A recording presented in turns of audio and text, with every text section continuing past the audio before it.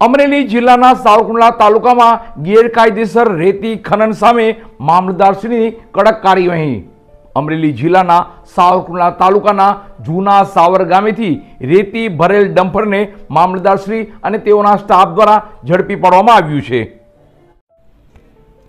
અમરેલી જિલ્લાના સાવરકુંડલા તાલુકામાં ગેરકાયદેસર ખનન અને ખનીજ ચોરી સામે વહીવટી તંત્ર સતત સક્રિય બન્યું છે અને તે જ અનુસંધાને સાવરકુંડલા મામલતદાર કચેરી દ્વારા હાથ ધરાયેલી ખાસ કાર્યવાહીમાં જૂના સાવર ગામ વિસ્તારમાંથી ગેરકાયદેસર રીતે રેતીનું પરિવહન કરી રહેલું એક ડમ્પર ઝડપી પાડવામાં આવ્યું છે।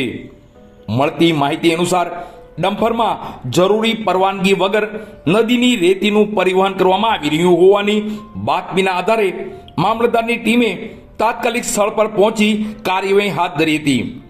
તપાસ દરમિયાન ડમ્પરમાં રેતી ભરેલું હોવાનું સામે આવતા વાહનને કબજે લેવામાં આવ્યું હતું અને સંબંધિત નિયમો મુજબ આગળની કાયદેસરની કાર્યવાહી શરૂ કરવામાં આવી છે।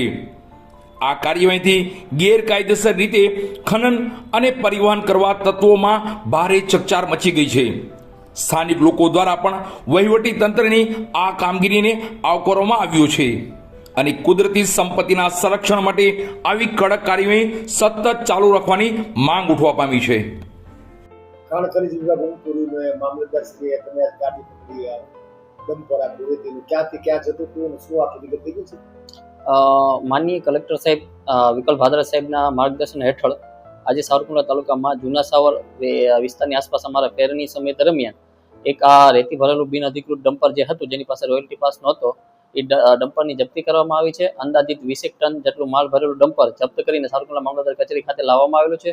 હાલના જે સમાચારો છે કે જે રેતી માફિયાઓ અમુક કરે છે તો અમારી સતત એના તરફ પ્રયાસો છે કે એમને જપ્તી લઈએ અને સરકારને જે રોયલ્ટી નુકસાન થાય તે નુકસાન ન થાય। આ ઉપરાંત ગત માસે સરકારશ્રીના પરિપત્ર મુજબ અમે તાલુકા લેવલ ઉપર ટાસ્ક ફોર્સની પણ રચના કરવામાં આવેલી છે। પોલીસ વિભાગ, ઇરિગેશન વિભાગ, માર્ગ એન્ડ મકાન વિભાગ વગેરે વિભાગોના સંકલન કરીને ટાસ્ક ફોર્સની રચના કરીને વિવિધ વિભાગોને પોતાની કામગીરી સમજાવી અને બિન અધિકૃત રેતી અને અન્ય ખનીજનું વહન સાવરકુંડલામાં થતું બંધ થાય તે માટે તમામ પ્રયાસો અમે આગામી સમયમાં પણ હાથ ધરશું।